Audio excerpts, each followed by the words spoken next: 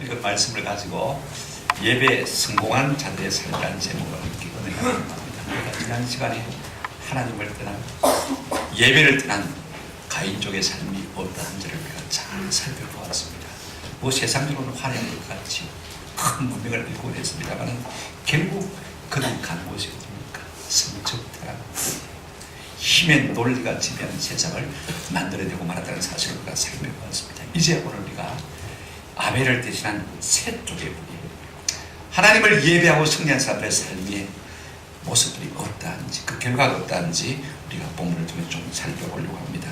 먼저 우리가 1절 2절을 통해서 살펴볼 수 있는 것은요, 창조시의 인간의 모습이 어땠는가, 본래 우리의 사람이 어떤 존재인가를 좀 살펴보는 것이 참 도움이 될 것 같아요. 1절 2절 보시면요, 이것은 아담의 계보를 적은 책입니다. 아담의 계보에 가인을 넣지 않고 셋을 넣고 있는 것을 볼 수가 있습니다.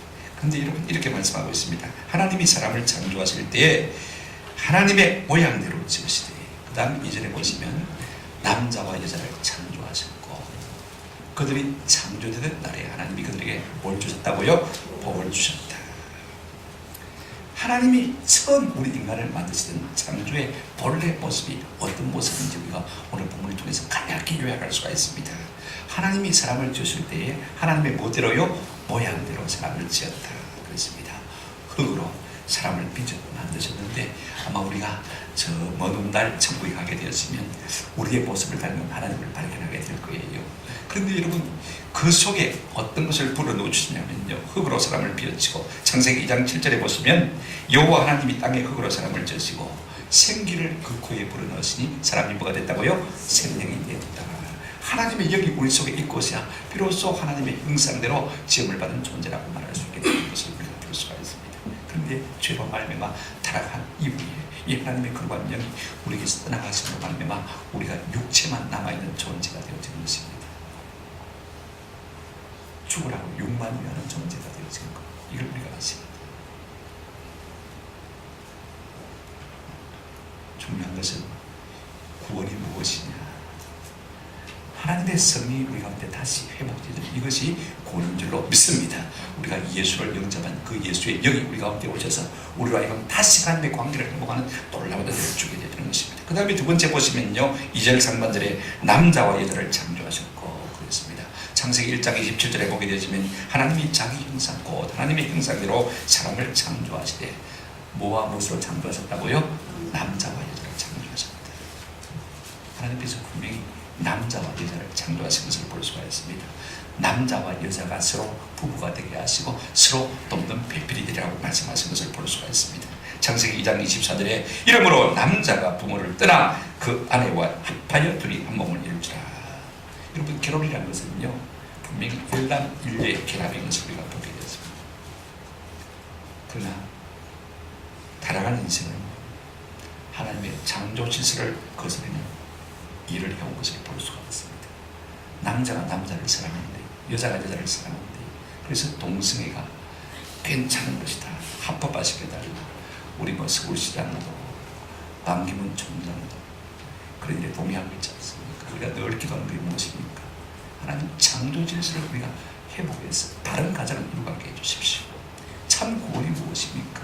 하나님의 원래 창조의 모습대로 돌아가는 것이 참 구원인 것입니다. 거기에 참 행복이 있고 참 평안이 있는 것입니다. 오늘날 사람들은 죄로 말미암아 이것들을 자꾸 깨뜨리고 있는 것을 볼 수가 있어요. 세 번째, 하나님께서 어떻게 우리 인생을 지으셨습니까? 2절 하반절에 보면 그들이 창조되던 날에 하나님께서 그들에게 뭘 주시고요?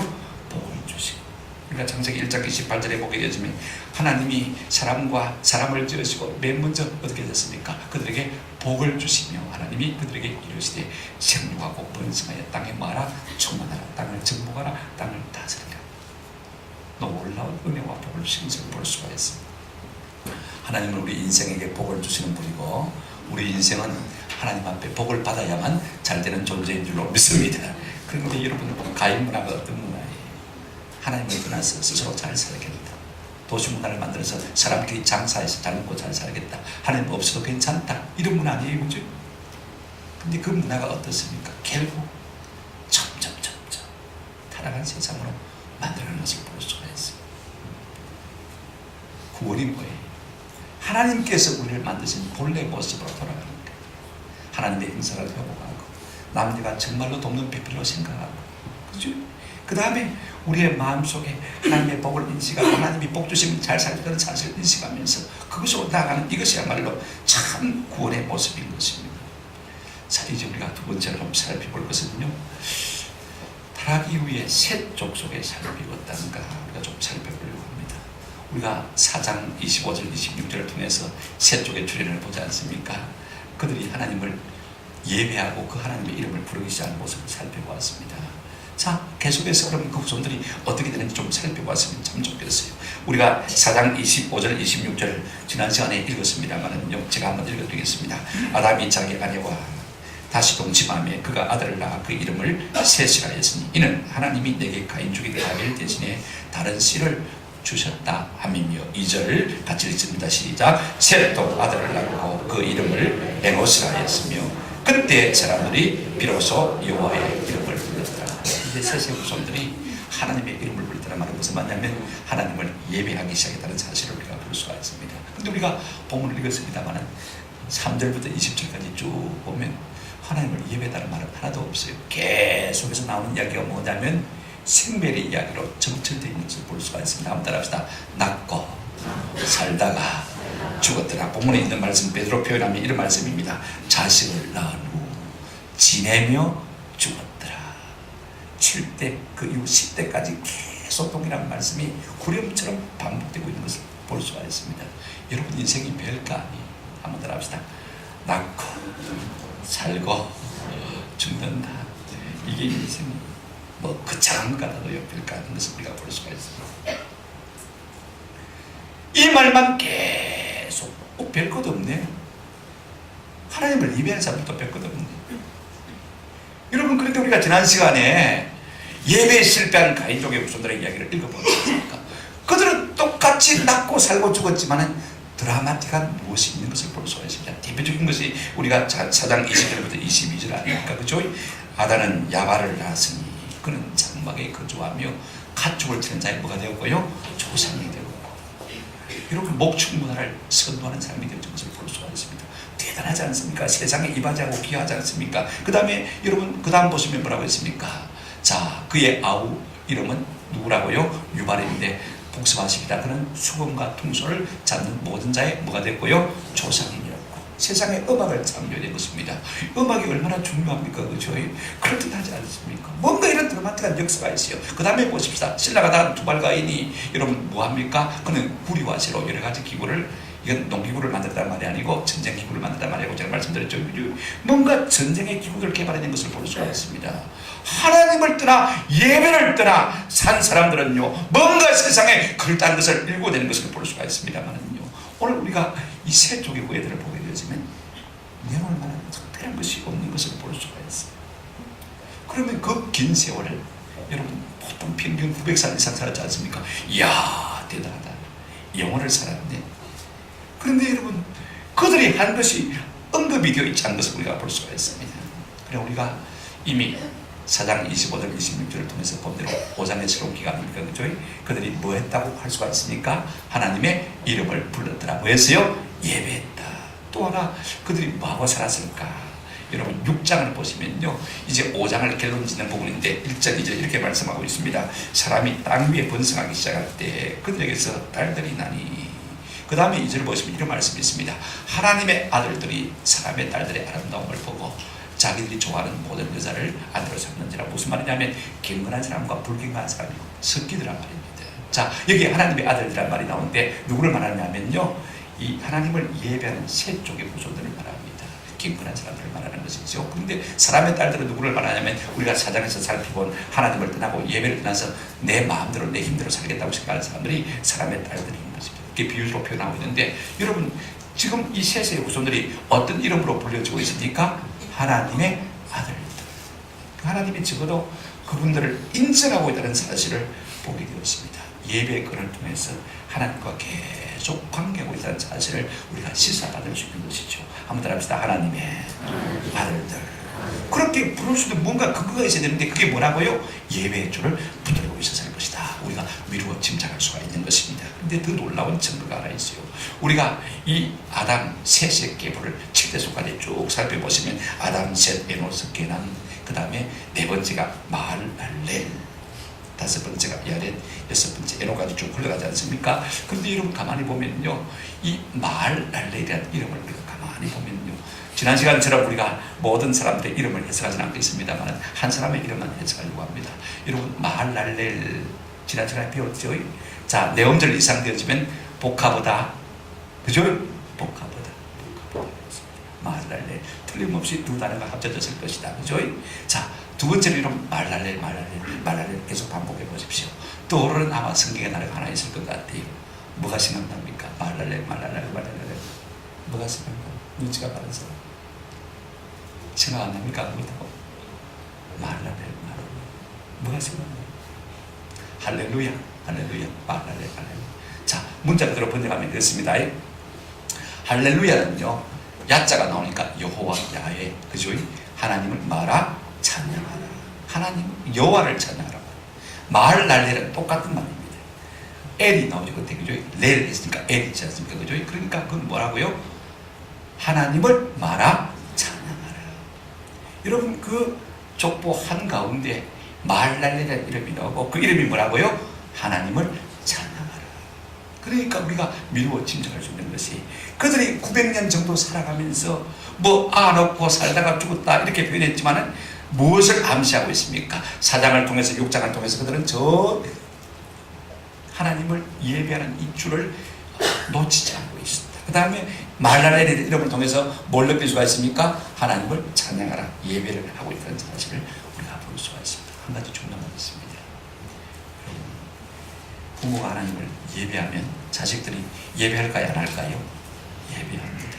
바른 모범으로 보이면요 반드시 본받게 되었어요. 그 밥에 그 나무이라고요. 부전자전 모전자전 그렇지 않습니까? 내가 하나님을 중심으로 예배하게 되면요 자녀들이 보고 자라는 게 뭡니까? 계속해서 대를 이어서 하나님을 예배하는 삶을 살게 된다는 사실인 것입니다. 한번 더 합시다. 아버지, 당신은 복사되고 있습니다. 이 말을 꼭 기억하세요. 우리가 부모입니다.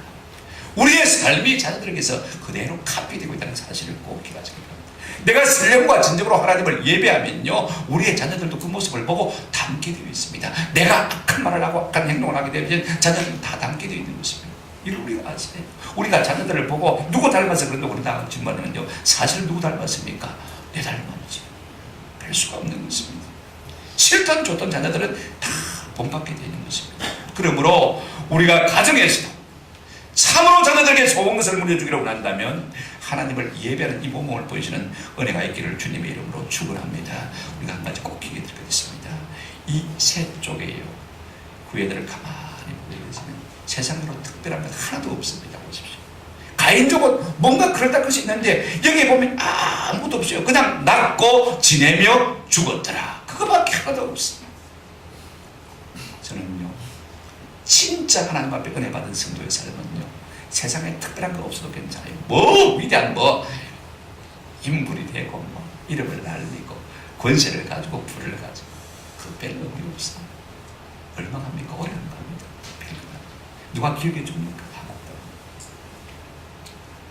저는 우리가 하나님을 예배하는 일에 방해받지 않을 정도의 평범한 삶을 복으로 여길 수 있는 내가 있기를 주의 이름으로 축원합니다. 여러분 생각해 보십시오. 너무 바쁘지 않은 은혜가 있기를 바라고요. 아무리 바빠도 예배만큼은 제쳐놓지 않을 수 있는 은혜가 있기를 주님의 이름으로 축원합니다. 여러분 이것이 별것 아닌 것 같습니다만 제가 세 번째로 그렇게 말씀을 드리고 싶은 것입니다. 그러면 이렇게 산 사람의 결말이 어떻게 되느냐? 하나님 앞에 예배를 잘 드리는 사람의 결말이 어떻게 되느냐? 우리가 지난 시간에 생각해 보았습니다만 보십시오. 하나님을 따라서 예배에 실패한 7대 대표적인 라막의 후손들이 어떻게 됐습니까? 라멕의 그 스토리가 있지 않습니까? 그렇죠? 보십시오. 오늘 본문 이 아담의 경건한 7대 손 이 에녹에게도요 스토리 이야기가 나오는 것을 볼 수가 있습니다. 자, 여러분 라멕은 어떤 사람이었습니까? 이름의 뜻이 뭐라고요? 힘센 자였어요. 그래서 두 아내를 보면서 힘쓸 데가 없으니까 그렇지 않습니까? 그죠? 그리고 세속 문화를 계속해서 창달해 갖고 그 다음에 나중에는요 힘이 있으니까 자기에게 조금 거슬리면 어떻게 했습니까? 함부로 사람을 죽이는 살인 문화를 만든다는 것을 볼 수가 있습니다. 결국 그들이 이루어진 것이 무엇이냐면 하나님을 따라서 있는 것이 무엇이냐? 성적 타락과 세속 문화의 창달과 양육 방식의 세상을 만든다는 사실을 우리가 지난 시간에 생각을 해보았습니다. 그렇다면 여러분 보십시오. 별 것 없지만 시답자는 예배만 하고 사는 사람들인데 그 7대 대표적인 에녹의 삶이 어떻습니까? 에녹의 이름의 뜻이 뭐라고 했습니까? 한번 더 합시다. 들이다, 헌신하다. 여러분 전에 에녹은요 세상 문화를 창단하는 데 헌신했어요. 그런데 오늘 여기 나오는 이 7대손 에녹은 하나님을 예배하는 일에 헌신한 것을 우리가 볼 수가 있습니다. 자, 21절, 24절까지 같이 제가 읽어드리겠습니다. 에녹은 65세에 모두셀라를 낳고 모두셀라를 낳은 후 300년을 하나님과 동행하며 자녀를 낳았으며 23절 그는 365세를 살았더라. 24절 같이 읽겠습니다. 시작. 에녹이 하나님과 동행하더니 하나님이 그를 데려갔으므로 세상을 잊지 아니하였더라.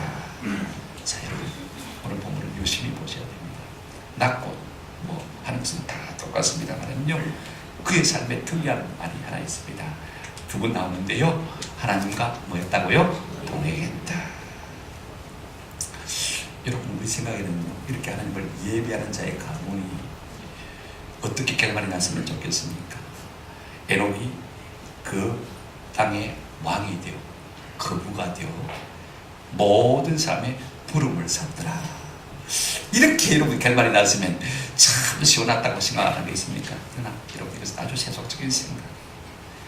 하나님과 동행했는데 하나님이 그를 데려가심으로 세상에 다시 와닿더라 잊지 않더라. 할렐루야. 저는 이것이야말로 가장 큰 축복이라고 생각해요. 자, 그런데 여러분 가만히 보시길 바랍니다. 에녹이요 65세에 누구를 낳았습니까? 머두사이를 낳고 그 낳은 후에 300년 동안 하나님과 동행했거든요. 그전에는 하나님과 동행을 안 한 것은 아니지만 특별히 그냥 막 뜨겁게 그렇게 한 것은 아닌 것 같아요. 하나님을 예배해야 되니까 예배했지, 그죠? 근데 이거 보십시오. 우리가 성경을 가만히 보게 되면 뭐라고 했습니까? 에녹을 낳은 후 300년 동안 뭐 했다고요? 하나님과 동행했다. 여러분, 머두셀라를 낳았다면 이 아마 삶에 특별한 변화가 있었던 것 같아요. 65세 말입니다. 머두셀라를 낳았는데 그 이후부터 하나님과 동행하기 시작하거든요. 왜 갑자기 삶이 변했을까? 여러분 그 비밀을 우리가 어디 자원에서 찾아볼 수 없으면 지난 시간에 뭐라고 했습니까? 어디서 찾아보라고 했습니까? 이름에서 찾아보라고 했죠. 그죠? 자, 보십시다. 아마 아들을 낳았는데 그 아들의 이름이 머두셀라. 이것도 여러분 복합어겠죠. 그죠? 여기에 키워드가 있을 것 같아요. 다른 분들은 여러 해석이 있습니다만 제가 가만히 연구를 해보니까요. 한번 더 합시다. 머두셀라, 죽음과 심판. 그런 뜻이. 여러분 세상에 아를 안 놓고 이름을 갖다가 죽음과 심판이다. 누가 그렇게 부르고 싶겠습니까? 한번 생각해 보십시오. 아이고 복다라이 복순아 이렇게 불러야지. 죽음과 심판 이게 이름입니까? 말도 안 되지 않습니까? 자기 자식을 낳았습니다. 근데 하나님께서 특별한 말씀을 주셨던 것 한번 합시다. 그가 죽으면 내가 세상을 심판하리라. 이렇게 우리가 유추해 볼 수가 있습니다. 그가 죽으면 내가 세상에 아들을 낳았는데 그가 죽으면 하나님이 세상을 심판하신대요. 이럴 수가 없으니까 아들 이름에다가 죽음과 심판 머두셀라라 그렇게 이름을 붙여버리고. 왜? 기억하고 살아있습니까? 그 이름을 부르면서 날마다 죽음을 생각하고 날마다 뭘 생각했습니까? 심판을 생각하고 하나님 앞에 써야 될 것을 생각하니까 마음이 긴장할 수밖에 없는 거예요. 마음에 변화가 올 수밖에 없는 거예요. 이 아들이 죽으면 하나님이 땅을 심판하실 것이다. 내가 어떻게 살아야 될까? 긴장해요. 그 다음부터 바짝 하나님께 가까이 붙어가서 하나님과 동행하는 삶을 살기 시작한 것을 볼 수가 있습니다. 자, 여러분 보십시오.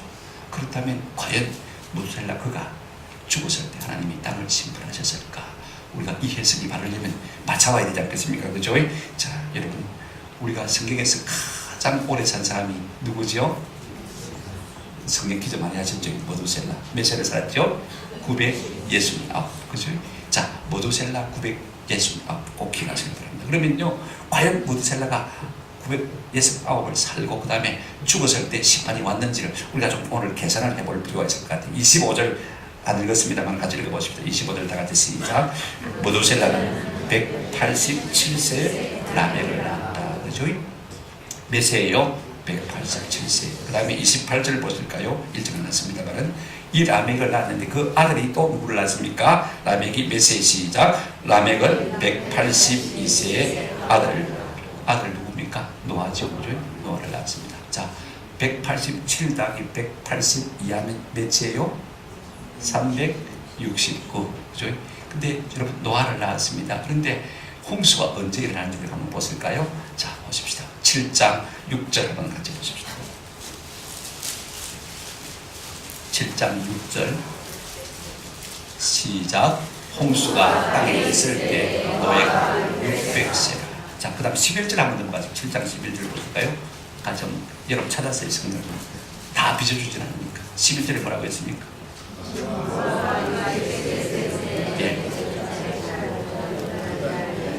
예, 노아가 몇 세 되던 해에 600세 되던 해에 그 다음에 하나님께서 이제 홍수로 심판하실 모습을 볼 수가 있습니다. 자, 우리가 계산 간단하지 않습니까? 그죠? 자, 다시 한번 생각해봅시다. 무드셀라 187세 아들 낳았습니다. 그죠? 라멕이 또 몇 세 노아를 낳았습니까? 182세. 그러면 369죠. 노아가 태어나가지고 몇 년 되던 해에 홍수가 시작됐습니까? 600. 그럼 600 다음에 몇 세예요? 969. 그러니까 보세요. 이 무드셀라가 죽자 홍수가 시작되는 것을 볼 수가 있어요. 그러니까 제 해석이 틀린 건 아니지 않습니까? 그죠? 그가 죽으면 하나님이 뭘 하겠다? 세상을 심판하겠다. 그런 무엇이 있었기 때문에 하나님 이런 메시지를 받았기 때문에 노아가 더 바짝 하나님 앞에 달려들어갔어. 하나님과 동행할 수 있는 삶을 살게 되는 것을 볼 수가 있습니다. 그렇다면 하나님과 동행했다고 하는데 이 하나님과 동행한다는 말의 의미가 무엇일까? 무엇일 것 같아요? 자, 보십시오. 히브리서 11장 5절에 보시면요, 이런 말씀이 있습니다. 믿음으로 에녹은 죽음을 보지 않고 옮겨졌으니, 그 다음에 그는 옮겨지기 전에 그 다음 말이 중요합니다. 같이 읽어보십니다. 시작. 하나님을 기쁘시게 하는 자라 하는 증거를 하나님과 동행한다는 말은요, 곧 하나님을 뭐한다? 기쁘시게 하는 것입니다. 여러분, 지가 나를 기쁘게 하고 나가 지를 기쁘게 해야 같이 살지. 그죠? 부부 생활도 마찬가지입니다. 같이 동행한다고 할 때 서로 기쁘게 해줘야 평생 가는 것이지. 그죠? 나는 기쁘게 해주는데 저는 기쁘게 해주지 않으면요, 지부덩하고 그냥 불행한 것입니다. 그죠? 서로 기쁘게 하는 거예요. 그런데 여러분, 무엇으로 기쁘게 합니까? 11장 6절에 보시면요, 이런 말씀이 있습니다. 11에서 11장 6절 시작. 믿음이 없이는 하나님을 기쁘시게 하지 못합니다. 하나님께 나아간다는 반드시 그가 계신 것과 그가 자기를 찾는 자에게 상 주시는 것을 무엇으로 우리가 하나님을 기쁘시게 할 수 있습니까? 두 가지 믿음입니다. 어떤 믿음입니까? 자, 하나님이 살아계신 것, 그 다음에 그를 찾는 자에게 마시는 것요, 상 주시는 것, 그 다음에 나아가는 동사가 있습니다. 뭐 하는 거예요? 반드시 자, 하나님께 집을 부탁하니 하나님께 많은 자는 나아가는 자는 예배, 여기 드리는 것을 볼 수가 있습니다. 뭘 통해서 이 에녹이 하나님을 기쁘시게 했을까? 뭘로 하나님과 동행했을까? 우리는 하나님을 예배하는 삶을 통해서, 믿음을 통해서. 그러므로 여러분, 예배에 가장 가까운 동료는 동행입니다. 동행. 동이라는 말에 가장 가까운 동료는 또 예배가 되는 것이죠. 여러분, 예배만 하고 300년 살았을까? 우리는 모르는데, 저 신약 성경 뒤로 넘기시면 요한계시록 앞에 뭐가 나옵니까? 유다서에 보면요, 놀라운 우리가 잘 모르는 이야기 하나 탁 기록되어 있는 것을 볼 수가 있어요. 유다서 1장 하나밖에 없습니다만 14절 15절 말씀이가 제가 쉬운 성경으로 읽어드리겠습니다. 우리 성경이 조금 번역이 애매하게 되어 있었어요. 같이 읽어보십시오. 시작. 아담의 7개월 에녹은 이러한 사람들의 다음과 같이 예언을 했습니다. 주님께서 수많은 거룩한 천사들을 보여드리고 곧 오실 것이다. 오셔서 각 사람을 심판하시고 하나님을 거역하는 자들에게 벌을 내리실 것이다. 그들이 저지른 악한 일들과 하나님에 대해 마음대로 떠들어대던 죄에 대해 그들은 벌을 받고 여기 예언했다는 말은 전도했다는 말. 하나님과 동행하는 그 삶은요, 첫째는 하나님을 예배하는 삶이었습니다. 하나님께 나가는 삶이었을 뿐 아니라 그가 그 주변에 살고 있던 하나님을 떠나고 예배에 실패한 가인 후손들을 통해서 너희들의 모든 악한 행위에 대해서 하나님이 심판하실 것이다. 심판이 뭐냐? 하나님의 메시지를 선포한 것을 우리가 볼 수 있어요. 이것이 하나님과 동행하는 것. 우리가 하나님의 말씀을 존중히 여길 때 하나님이 우리를 존중히 여기지만은 우리가 하나님의 말씀을 병시하게 되어지면 하나님도 우리를 경멸하신다고 말씀하셨어요. 무엇 때문에 하나님께서 이 에녹을 기뻐하셨습니까? 그의 뜻을 하나님을 떠나 예배를 멀리 떠나 있는 이 가인족에게 분명하게 선포했기 때문에 그런 것입니다. 그러므로 하나님과 동행한다는 것이 무엇일까요? 믿음으로 예배하고 믿음으로 하나님의 말씀을 사람들에게 뭐 하는 것입니까? 선포하는 것. 올해 우리 교회 표가 뭐예요? 오직 예배와 전도. 이것이 우리에게 참으로 경건한 삶을, 복된 삶을, 영원한 생명을 안겨주게 될 줄로 믿습니다. 예배가 무엇입니까? 우리의 소망이 이 땅에 있지 아니하고 하나님께 있음을 나타내 보이는 것이 예배가. 또 예배가 무엇입니까? 하나님이 이 땅을 심판하실 것이라는 사실을 전파하는 것, 선포하는 이것이 참된 하나님과의 동행인 것입니다. 오늘 우리의 삶에 에녹과 같은 이 같은 은혜가 있기를 주의 이름으로 축원합니다. 그렇다면 이같이 하나님과 동행한 결과가 뭐예요? 여러분 24절 같이 읽으십시다. 다 같이 시작. 에녹이 하나님과 동행하더니 하나님이 그를 데려가심으로 세상을 이제라. 무슨 말입니까? 낙하라는 이 히브리어, 제가 히브리 단어 외울 때 쉬운 거라서 제일 먼저 외웠던 단어입니다. 하나님께서 손에 딱 그어주시고 아담이 하나님과 데이트를 오래 했어요. 저도 어릴 때 제 친구하고 고성에서 여름날 밤에 뭐 돈이 없으니까 뭐 이렇게 양가장 같은 데 앉아 있을 수가 없잖아요.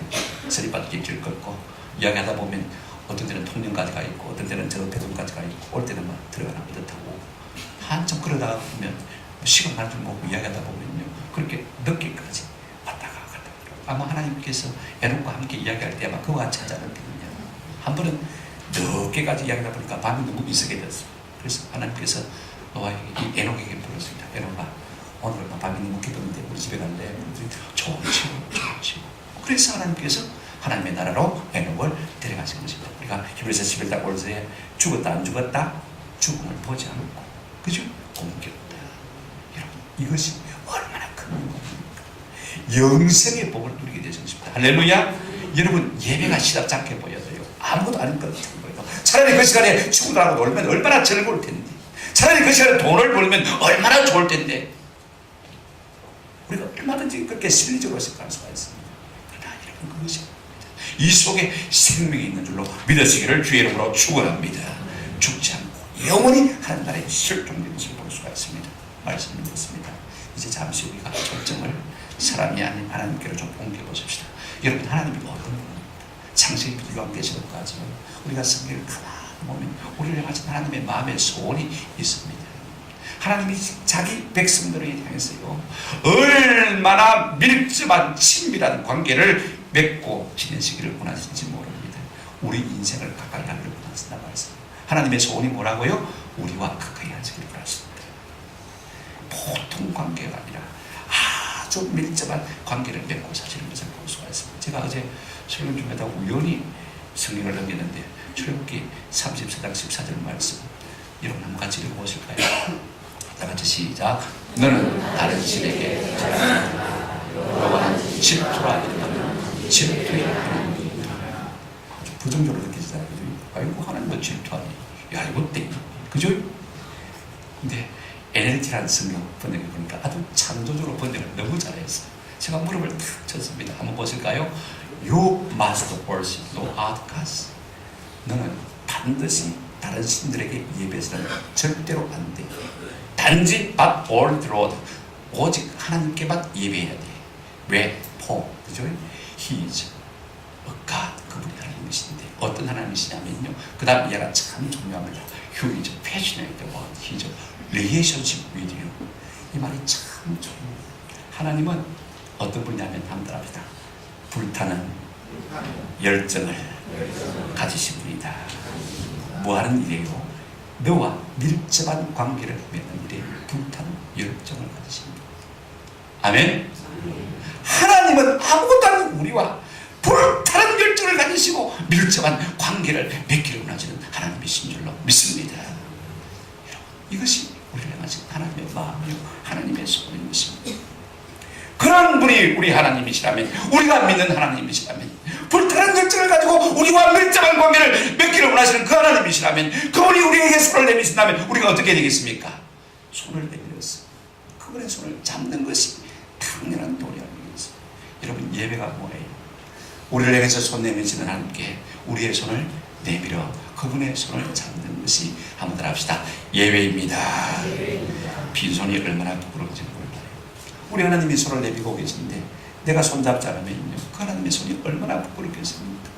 나중에 그것이 증오로 질투로 바뀔 수밖에 없어요. 내가 사랑을 베풀려고 하고 내가 선한 마음을 가지고 다가가는데 저가 자꾸 나를 거역하고 거스리면요, 처음에는 사랑하기 위해 다가가다가도 마음에 섭섭한 마음이 생기면서 나중에는 원수가 되는 것입니다. 이게 질투하시는 하나님의 모습인 것입니다. 제가 여러 번 썼습니다만은요, 이문재 시인이 손은 손을 잡는다는 시에서 이렇게 말했습니다. 손이 하는 일은 결국 다른 손을 잡는 것입니다. 오른손이 왼손을 찾아 가슴 앞에서 가지를 내지는 가다가 빈손이 겉으로 무겁기 때문입니다. 혼자 있던 손은 참 누군가 내 손을 잡아주면 참 가볍거든요. 우리 집사람은 잘 때 꼭 이랬죠. 빈손이 무겁기 때문에